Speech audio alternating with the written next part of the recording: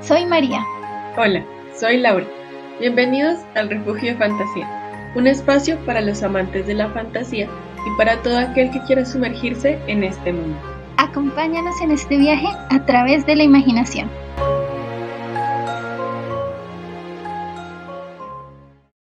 No hay nada más exquisito en el mundo, mis ilustres mujeres, que escuchar sobre los hechos de otros.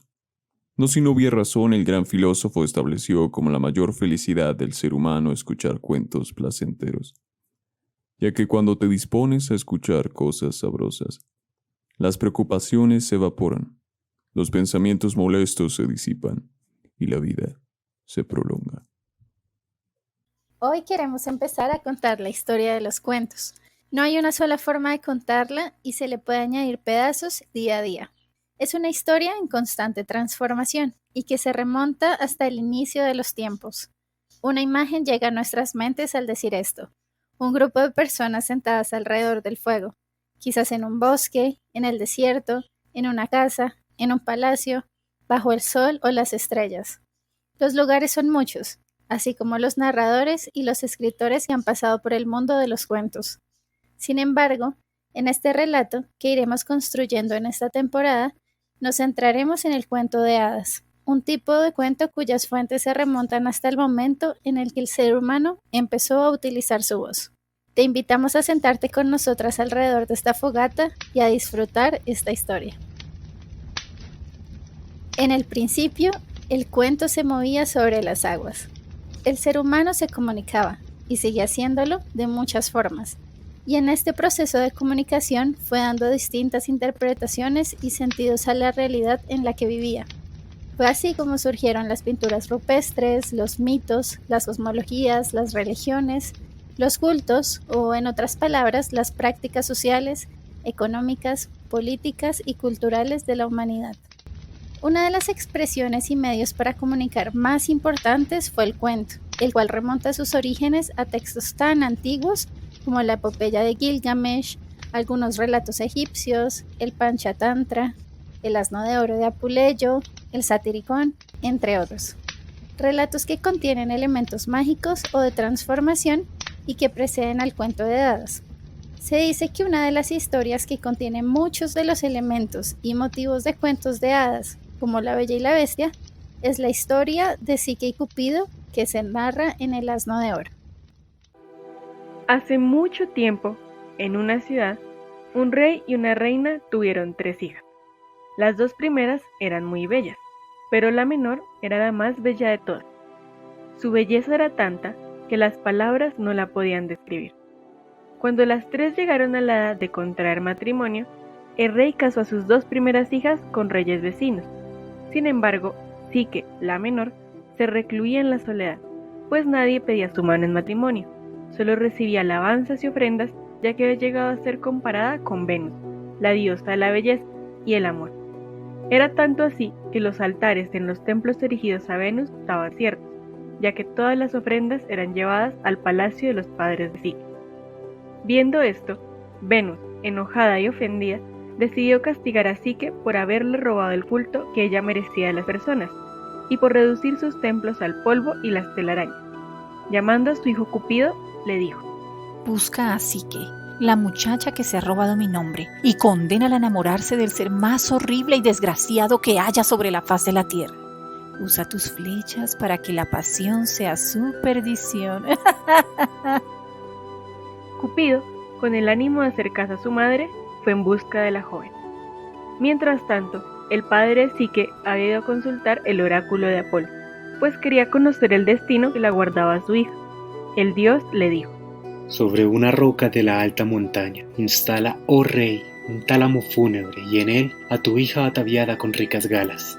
No esperes un yerno de estirpe mortal, sino un monstruo cruel con la ferocidad de la víbora, un monstruo que tiene alas y vuela por el éter, que siembra desazón en todas partes, que lo destruye todo metódicamente a sangre y fuego, ante quien tiembla el mismo Júpiter, se acobardan atemorizadas las divinidades y retroceden horrorizados los ríos infernales y las tinieblas del Estigio. El rey, acongojado y triste, regresó a su palacio y comunicó el oráculo a su esposa e hija. Los preparativos para el matrimonio de Psique se realizaron con prontitud. La novia se vistió con sus vestidos de boda y todos partieron a la roca en donde encontraría a su hija. Si alguien observaba a la comitiva, se daría cuenta de que parecía dirigirse a un funeral y no a una boda. Los padres lloraban, querían detenerlo todo, pero Psique seguía adelante, pues sabía que debía cumplir el oráculo. Cuando llegaron a la roca, Psique se recostó en ella y todos los demás partieron hacia el palacio. De repente, el viento, Céfiro, arrebató a Psique de su tálamo y la condujo a una verde pradera bajo la roca.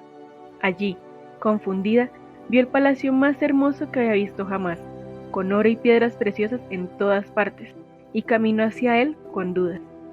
Traspasó las puertas. No había nadie allí que sus ojos pudieran ver. Sin embargo, unas voces le preguntaron si le gustaría dormir, tomar un baño y comer. La muchacha dijo que sí a todo. Por la noche, Psique fue a sus habitaciones y allí, en la oscuridad, se encontró con su esposo por primera vez. No podía verlo y al principio tenía miedo, pero las dulces palabras y caricias la ayudaron a sentirse más tranquila y reposar junto a él. Así pasaron los días. Psique se enamoró de su esposo, se veían todas las noches. ¿Quién era ese ser? Seguía siendo una niña. Mientras tanto, la noticia de la muerte de Psique llegó a sus hermanas. Nadie sabía que la muchacha seguía con vida, así que sus padres lloraron afligidos por su pérdida, y sus hermanas, corriendo a su casa ante la noticia, fueron a llorar hasta la piedra en la que Psique había desaparecido. Psique había sido avisada por su esposo de que sus hermanas iban a llegar y que no debía prestarles atención, pero la joven, al pensar en la soledad a la que se veía sumida todos los días, se emocionó con la noticia de que se aproximaban. En medio de ruegos y caricias, consiguió que su marido le permitiera llevarlas hasta el palacio y darle los regalos que ella quisiera. Sin embargo, había una condición. No debía ceder a la curiosidad de descubrir quién era su esposo y no debía revelar nada a sus hermanas. Cuando las hermanas de Psique llegaron a la roca llorando, Céfiro las condujo hasta el valle en donde se encontraba el palacio. Psique las recibió con alegría y las invitó a entrar y a compartir con ella la mesa.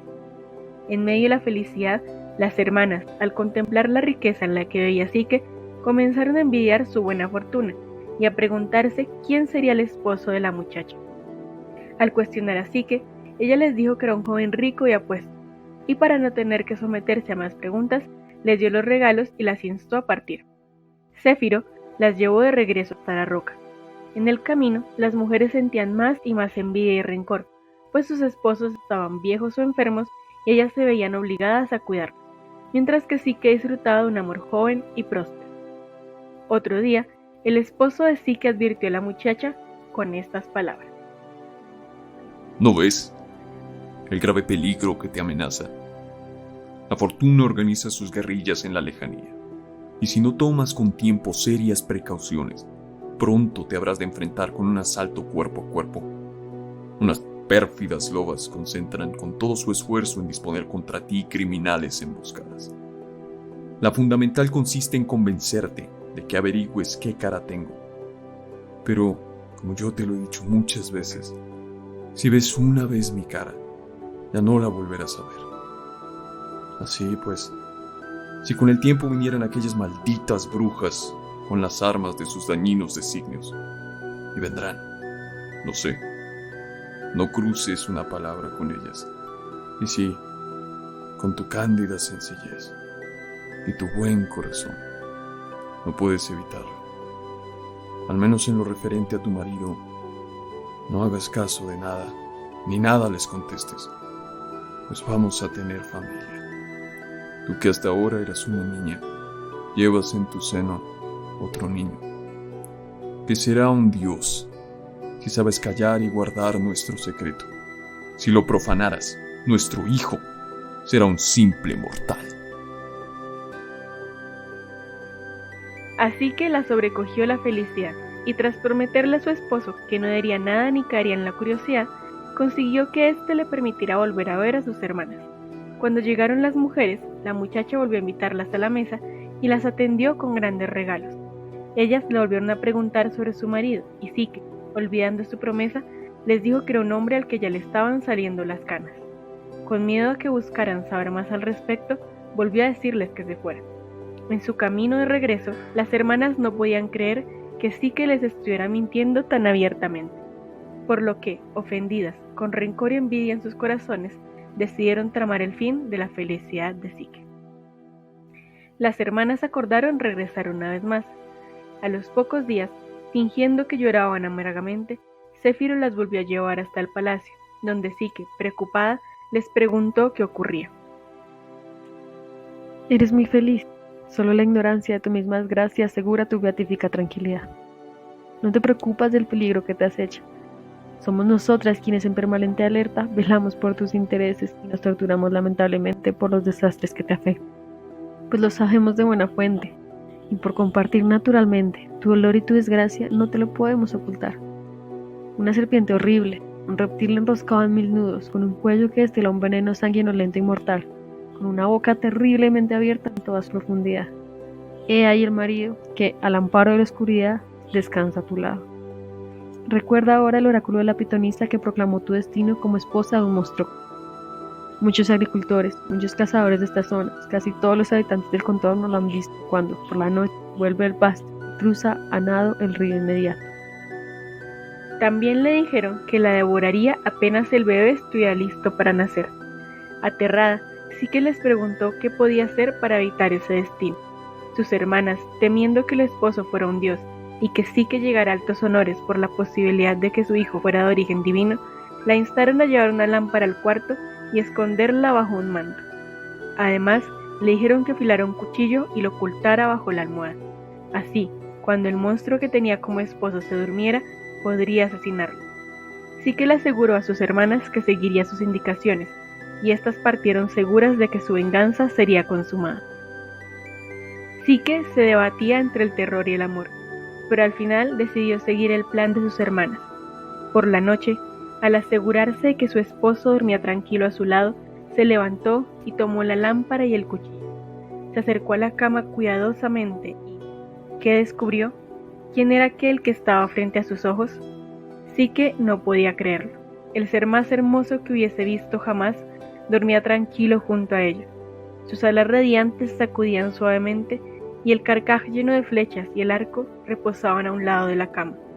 Cupido, el dios del amor, era su esposo. Embelesada y admirada, Psique dejó caer el cuchillo y tomó una de las flechas, con la cual sin quererlo se pinchó el dedo. La pasión la llenó por completo y el deseo de estar más cerca de su marido le ganó a la prudencia. La muchacha se acercó a Cupido, empezó a tocarlo y contemplarlo. Todo en la habitación quería acercarse a él. La lámpara y su luz se veían atraídos hacia él. Psique levantó la lámpara en el deseo de ver mejor, y ésta, abusiva e impertinente, queriendo tocar aquello que le estaba prohibido, derramó una gota de cera sobre el hombro de Cupido.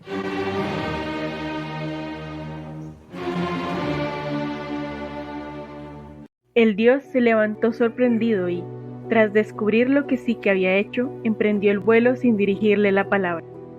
Pero Psique lo detuvo, sujetándolo de una pierna. Cupido, enojado, le reprochó su curiosidad y falta de prudencia, su confianza en sus hermanas y el haber creído que él era un monstruo.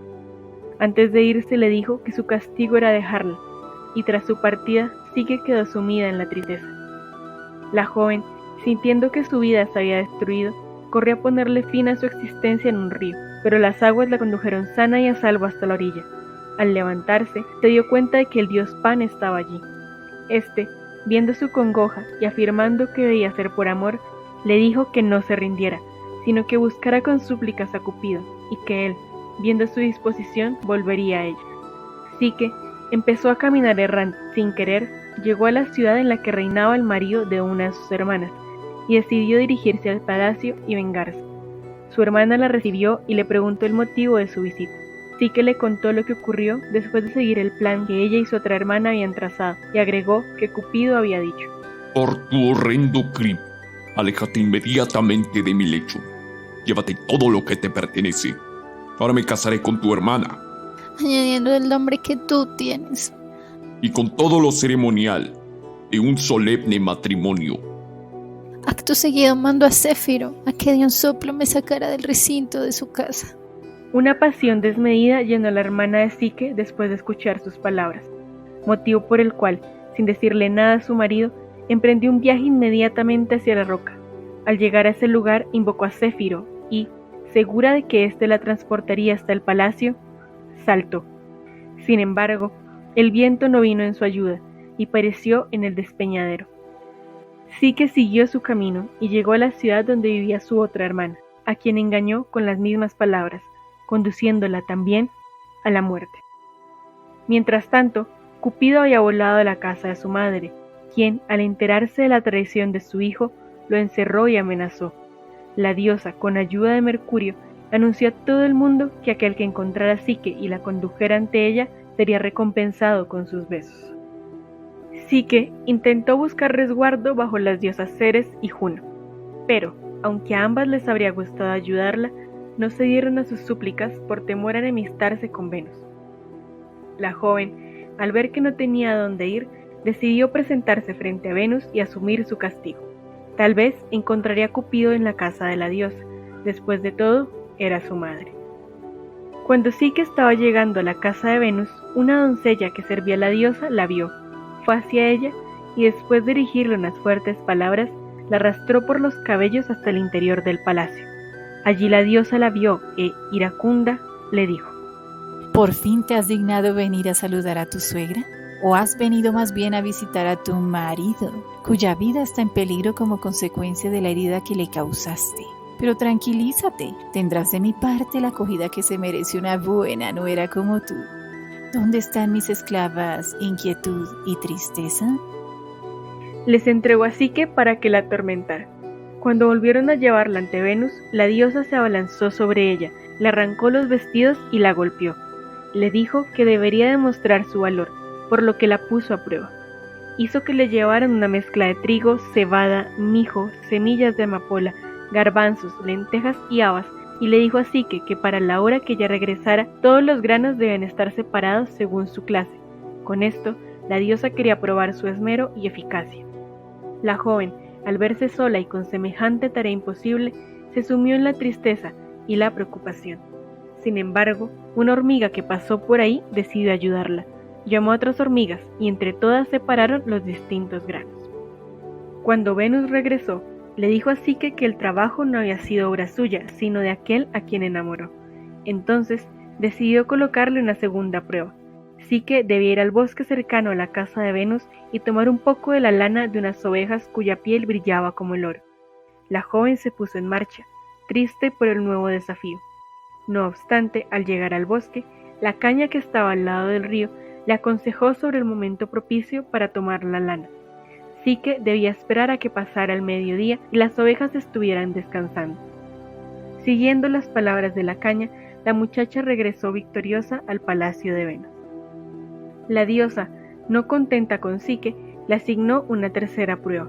La joven, para demostrar la energía de su carácter y su prudencia, debía dirigirse al pico de una montaña para llevarle a Venus el agua que surgía de una fuente tenebrosa. Psique emprendió el camino, pero al llegar se encontró con que la fuente era vigilada por unos dragones que habitaban en cuevas adyacentes al agua. La muchacha se sintió derrotada. Sin embargo, un águila que vio a Psique y había agradado a Júpiter una vez al llevarle a Ganímedes para que fuera su escanciador, quiso agradar también a Cupido, por lo que tomó la resolución de ayudar a Psique. Le dijo a la joven que le diera la jarra que llevaba para recolectar el agua. Voló hasta la fuente pasando a los dragones, y cuando intentó coger el agua, que se resistía a ser profanada, le indicó que había sido enviada por orden de Venus. Así, gracias al águila, Psique salió vencedora una vez más. La diosa, al ver que su prueba había sido superada, decidió colocar una última prueba a Psique. La joven debía ir al Tártaro y pedirle a Proserpina que le diera un poco de su belleza en un cofre que le había dado Venus. Psique partió sin saber cómo lograría llevar a cabo su misión y sintiendo que había llegado su última hora. Sin embargo, se encontró con una torre que le dijo cómo debía proceder. Debía ir a la caverna del Ténaro, una entrada al Tártaro, pero no debía ir con las manos vacías, sino con 2 monedas en la boca y en cada mano debía llevar un pastel de harina de cebada amasado con vino y miel. Al caminar por el reino de Plutón, debe ignorar a un asno que le rogaría que le alargara unas ramas. Al llegar hasta Caronte, tendría que pagarle con una de las monedas para que la cruzara al otro lado del río. Mientras navegaba, debería ignorar a un viejo que le suplicaría para que lo subiera a la barca. Al volver a tierra firme, pasaría junto a Nona, Décima y Morta, las tejedoras de la vida de los seres humanos. Ellas le pedirían que trabajara con ellas un momento, pero sí que debía ignorarlas y seguir hasta encontrarse con un perro de 3 cabezas, al cual debía lanzar uno de los panes de cebada. Solo así lograría llegar a la morada de Proserpina, quien la recibiría con un banquete y le ofrecería un asiento en su mesa. La joven debía sentarse en el suelo y pedir solo un pedazo de pan negro. Después podía pedirle a Proserpina lo que había de buscar, tomarlo y hacer el camino de regreso a la superficie sin abrir nunca el cofre. Psique, siguiendo las indicaciones de la torre, consiguió obtener un poco de la belleza de Proserpina. Sin embargo, al llegar de nuevo a la luz del sol, pensó que la belleza de la diosa puede ayudarla a recuperar a Cupido, por lo cual abrió el cofre, y el sueño del estigio que estaba encerrado en él la llenó por completo, haciendo que la joven se desplomara y yaciera tan dormida como un cadáver.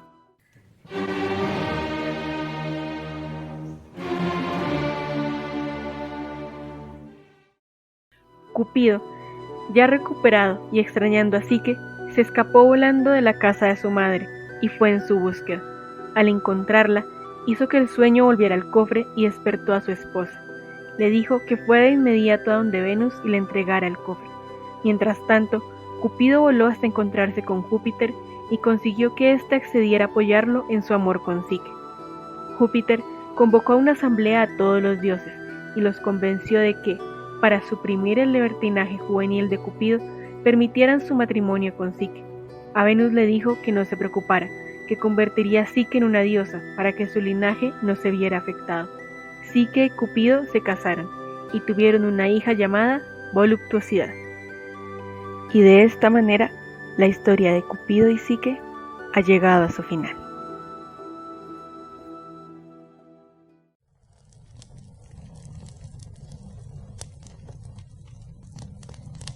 Los cuentos eran narrados en conversaciones y en los distintos encuentros sociales que tenían las personas. Este tipo de relato solía estar mezclado o tomar elementos de otros géneros, como el mito, la leyenda, la epopeya, la poesía o el drama. Por este motivo, podemos decir que el cuento de hadas es un género híbrido, que se ha ido construyendo a partir de la mezcla de distintos tipos de relatos, teniendo como su centro la magia y la transformación, la metamorfosis de los personajes. Además, los cuentos tenían elementos de la realidad y la cotidianidad de las personas que los narraban y los escuchaban y de las generaciones que los antecedieron. Los cuentos transmitían prácticas culturales, conocimientos sobre el mundo y sobre el ser humano y su relación con el entorno. A medida que los cuentos pasaban de voz en voz, de grupo en grupo, fueron surgiendo personas que los contaban y que se tomaban tan en serio el hecho de narrar historias que se dedicaban a ello. Ejemplos de esto pueden ser los aedos, quienes contaban poemas épicos en Grecia. Sin embargo, el arte de contar también se ha asociado a las mujeres y, en especial, a las ancianas y nodrizas. En este contexto de contar historias, los cuenteros desarrollaban técnicas para memorizar las historias que habían escuchado y para crear las suyas propias. Los tipos de verso utilizados, el sonido de las palabras, los temas elegidos, los nombres, eran de gran ayuda a la hora de transmitir los relatos. En medio de todo esto surge algo que queremos llamar la guerra de los cuentos. Algo que influyó en que existan tantos cuentos es el hecho de que los cuentos de cada comunidad estaban permeados por un contexto social diferente. No, espera, un momento. Retrocede, por favor. ¿Qué es la guerra de los cuentos? Bueno, creo que podría decir algo. Hay cuentos muy conocidos hoy en día, pero otros no lo son tanto. Incluso puede haber cuentos que nunca llegaron hasta nosotros, cuentos que han muerto. Para que un cuento sobreviva, alguien debe contarlo, y no solo eso, sino que debe ser una historia que se quede con las personas que lo escuchan y que se transmita de persona en persona. Sí, y eso implica que los cuenteros luchan entre ellos con sus historias. Buscan que su público los recuerde y sus cuentos sean los mejores en la historia y en la forma como los narran. Esa es la guerra de los cuentos, una batalla por ser escuchado y que tu palabra prime sobre la de los demás. Por esto, los cuentos se conectan con el fluir de la información y la construcción de las comunidades y sus historias. Pero volviendo a lo que les estaba diciendo, los cuentos se relacionan con el contexto en el que son contados, reflejan cosas de este. Lo hacen al incluir expresiones, palabras, listas de cosas como plantas, costumbres y prácticas del lugar en el que se cuenta. Si bien los cuentos fueron transmitidos en gran parte de forma oral, la escritura también hace parte de esta historia, puesto que algunos cuentos se escribieron hace muchos años y hay colecciones tan antiguas como las que les dije antes, el Panchatantra, y podríamos incluir también las Mil y una Noches, colecciones en las que no todos sus textos son cuentos de hadas, pero que contienen elementos de este tipo de cuento. Sin embargo, es importante que sepan que, aunque los cuentos se escribieran, seguían siendo contados o leídos en voz alta para un grupo de personas. Ese momento de narración sirve de momento introductorio en muchas colecciones de cuentos y hace parte del relato. Es decir, en la narración se relatan cuentos como por ejemplo Las Mil y una Noches, en el que Sherezade le cuenta historias al rey todas las noches para evitar que la mate. Las historias tienen poder sobre la realidad y la afectan. En este caso salvan a una muchacha de la muerte. También se dan otros contextos de narración, como los viajes, las celebraciones, la hora antes de dormir.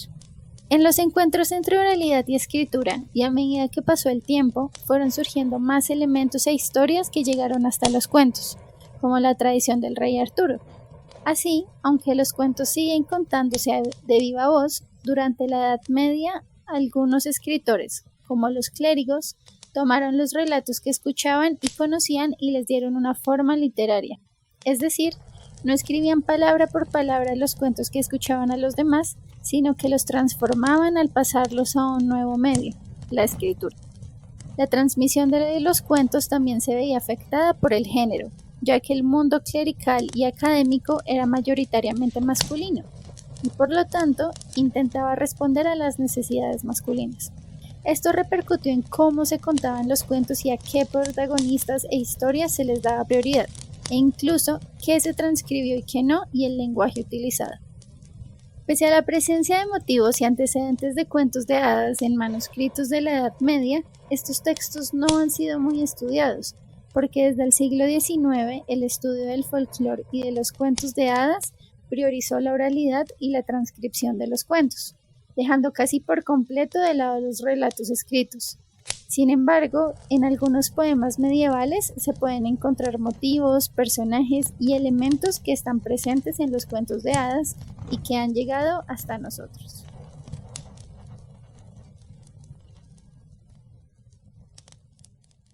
Bueno, María, y pues después de escuchar esta primera parte de lo que hemos llamado como la historia de los cuentos de hadas, pues no sé, creo que algo que no contamos cuando contamos, valga la redundancia, el cuento de Psique y Cupido, fue como el contexto en el que ese cuento es narrado. Pues lo que pasa antes de que se empiece a contar esa historia en el Asno de Oro de Apuleyo es que, bueno, el protagonista de ese libro es un asno, bueno, o un chico transformado en asno que se llama Lucio. Y Lucio está en la cueva de unos ladrones, que pues los ladrones lo tienen ahí. Y los ladrones secuestran a una chica. Y la chica está súper desconsolada, muy triste, llorando a más no poder. Y hay una anciana que no se la aguanta más. Y le dice como, ¿por qué estás llorando? Ya cálmate. Entonces la chica se duerme y pues como que ya pues, se esperaría que ya se tranquiliza. Pero cuando se levanta vuelve a llorar igual de terriblemente como estaba llorando antes de dormirse. Y la anciana en un momento se estresa tanto con ella que le dice, o te calmas o te cocino viva, o sea, o te meto al horno viva. Yo quedé como, wow, qué extrema solución para que uno deje de llorar. Y me hace pensar en Hansel y Gretel, pero esta es otra historia. Pero entonces la chica pues le toca calmarse y la anciana le pregunta, ¿pero por qué te pusiste así otra vez? Y entonces la joven le cuenta que es que soñó que, bueno, el día que la secuestraron era el día de su boda, básicamente. Entonces los ladrones entraron allá al palacio de sus papás y la secuestraron justo antes de su matrimonio con su novio que se querían mucho y se habían conocido como de toda la vida. Entonces que ya estaba muy triste por eso y porque en el sueño pues había soñado valga la redundancia otra vez, que el chico iba a buscarla y los ladrones lo encontraban y lo mataban. Entonces que ella estaba muy triste por eso, porque qué tal que en verdad pasara. Entonces la anciana decide tratar de calmarla y yo no sé si en cierto sentido consolarla, pues después de que a uno le digan que si no se calma te van a cocinar vivo, pues no sé qué tanto te vayan a consolar, pero para consolarla le cuenta la historia de Psique y Cupido. Y me parece como una cosa muy importante de ese contexto de narración de la historia de Psique y Cupido, es el hecho de que pues ya vemos como la anciana que cuenta, ¿no? La anciana que cuenta las historias, que es algo que vamos a ver más adelante en otros autores y que pues no solo en pues las personas que escribieron cuentos de hadas, sino que, o sea, como que esas personas que escribieron, recopilaron o editaron cuentos de hadas siempre están en relación de alguna manera con mujeres ancianas o que cuentan esas historias, ¿no? Y acá ya vemos pues ese contexto de narración y como ese papel de la mujer como narradora de historias, narradora de cuentos de hadas o de cuentos en general. Bueno, a mí me parece súper interesante y pues justo ahora que lo mencionas también, que hablaste un poco como de Hansel y Gretel y como de todo esto del secuestro el día de la boda, también pensé así rápidamente en el inicio de la película de Encantada, que ella básicamente estaba entrando pues a su matrimonio y es cuando la lanzan como al mundo real. Y pienso mucho en cómo las historias van sobreviviendo, pues no necesariamente de la forma en la que fueron contadas en un principio, ¿no? Y cómo esa transformación pues que se va dando a través del tiempo mantiene como, podríamos decir, como la esencia de la historia, pero pues cambia para responder de alguna forma a la época en la que estamos.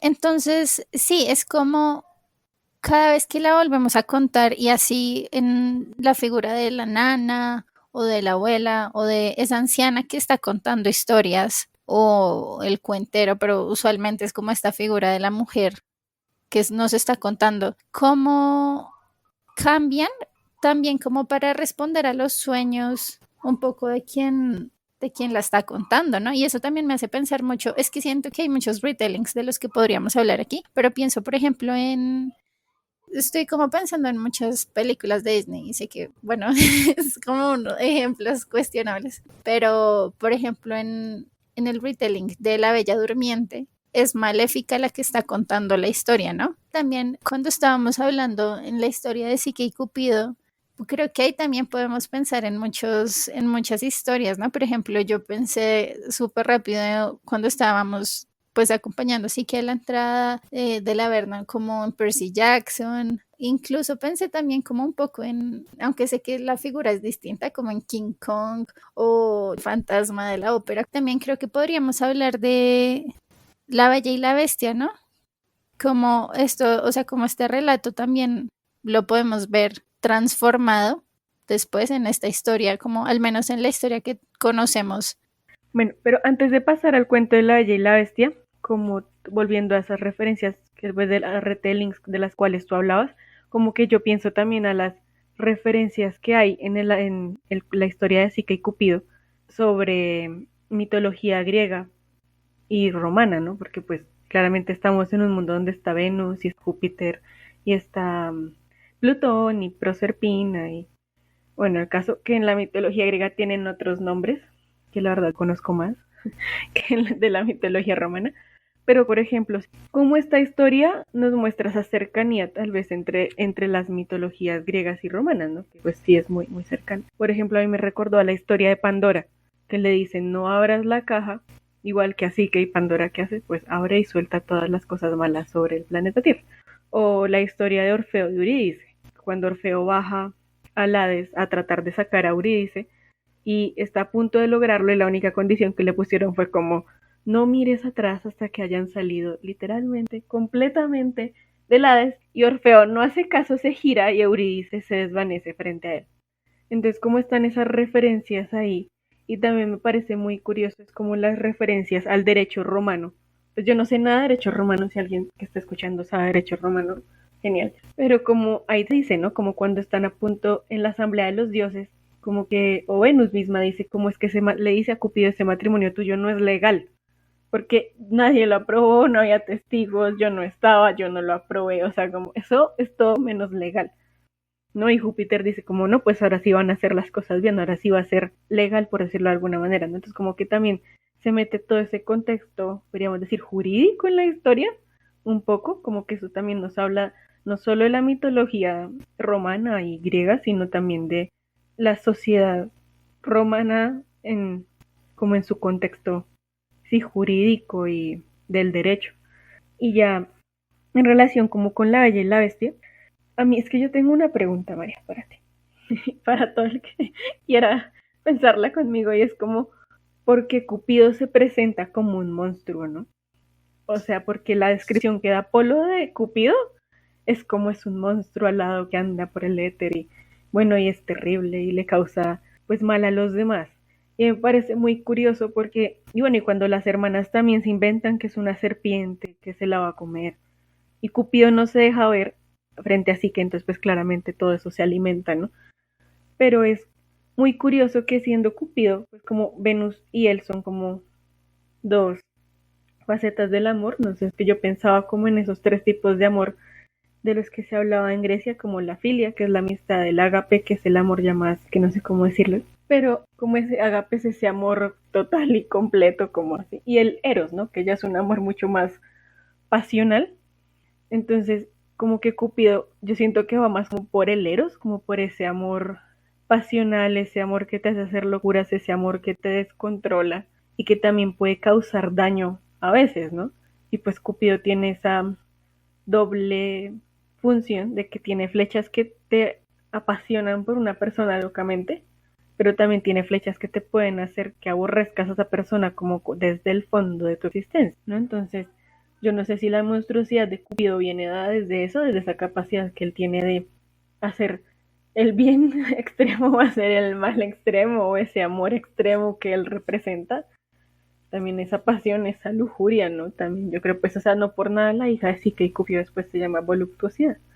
Pero, como no sé tú qué piensas sobre por qué, pues pensándole, porque Cupido se le denomina monstruo, ¿no? Que en parte sería, yo creo que esa figura de la bestia, tal vez en la Bella y la Bestia, ¿no? Cuando ellos estaban ya reunidos en la asamblea de los dioses, lo que él dice es, vamos a hacer que él deje su libertinaje juvenil. Siento que también el amor ahí que hay entre Cupido y así que de alguna forma como que lo salva él de eso monstruoso. Si lo vemos desde ese lado, ¿no? Como que, bueno, ya él va a estar con ella, entonces como que ya va a hacer las cosas, lo que tú decías ahorita, ¿no? Como de acuerdo a la ley, ya no va a estar como, sí, en su libertinaje, entonces no sé, siento como que también esa figura de lo monstruoso podría ser eso. Siento que hay el amor, o sea, el amor, claro, lo salva, pero también es como esa arma, o sea, yo la veo en esa historia un poco como el arma que les permite como romper los hechizos de alguna forma. Por ejemplo, al final ya Cupido enamorado de Psique, pues es el que va y habla con Júpiter para que permitan su matrimonio y pues de no ser así seguramente ella se habría muerto, ¿no? Cuando abrió la caja, porque él fue el que le quitó el encantamiento. Y bueno, ya en La Bella y la Bestia, pues es el amor de ella el que salva al príncipe. Le quita también como ese encantamiento de ser un monstruo y en ambos casos esa conducta que fue considerada como negativa o monstruosa es transformada porque hay un deseo, un sentimiento mayor que es el amor, que es el que permite que eso se transforme. Ya no está la conducta del libertinaje juvenil o esa actitud que hacía el príncipe súper arrogante y pues que fue el que ocasionó que la bruja lo hechizara para que se convirtiera en un monstruo, ¿no? Entonces, como esas conductas son transformadas pues a raíz del amor, no voy a decir como del matrimonio o el compromiso necesariamente, pero sí como a causa de ese amor que les permite cambiar y transformar y pues dejar eso que era considerado como lo monstruoso. Sí, pues yo no lo había pensado así. Es curioso, ¿no? El matrimonio como aquello que, como que sí, como que te hace sentar los pies sobre la tierra, ¿no? Pero también algo que me parece curioso es el papel de las mujeres en todos estos cuentos. Pues no solo estoy pensando en Cupido, sino en otros que hemos leído, de los cuales después hablaremos, pero como las mujeres pues son en realidad centrales, ¿no? Y como son las hermanas, las envidiosas y las que intentan acabar con la felicidad de Psique, no como Venus súper enojada, porque bueno, Venus siempre ha sido un ser muy desde mi opinión, muy... Pues, o sea, los dioses griegos, ¿no? Son muy emocionales y pasionales y se dejan llevar así como por sus deseos, emociones y enojos y todo lo que sientan, pero como si esa figura de la mujer que es también como que está como enfrentada a otras mujeres, como que no tiene el apoyo de estas, sino que en verdad es una lucha ahí entre, sí, entre las mujeres, porque eso me parece muy curioso, porque es que hay otros cuentos en los que también las hermanas son igual de malvadas, pues sean hermanas de un hermano o de una hermana, pero son igual de malvadas, intentan matar a su hermano o a su hermana, y si son madrastras también son terribles, y si son mamás a veces también. Entonces uno queda como, porque yo no sé, es que me hizo pensar porque cómo es la relación entre nosotras las mujeres, ¿no? Como, y cómo era esa relación antes, no sé, es que, no sé, yo sí pienso mucho en eso con estos cuentos porque quedo aterrada de cómo nos se tratan entre ellas y cómo tal vez eso habla también de cómo nos tratamos nosotras entre nosotras mismas, no sé. Entonces espero Pues que eso haya cambiado un poco.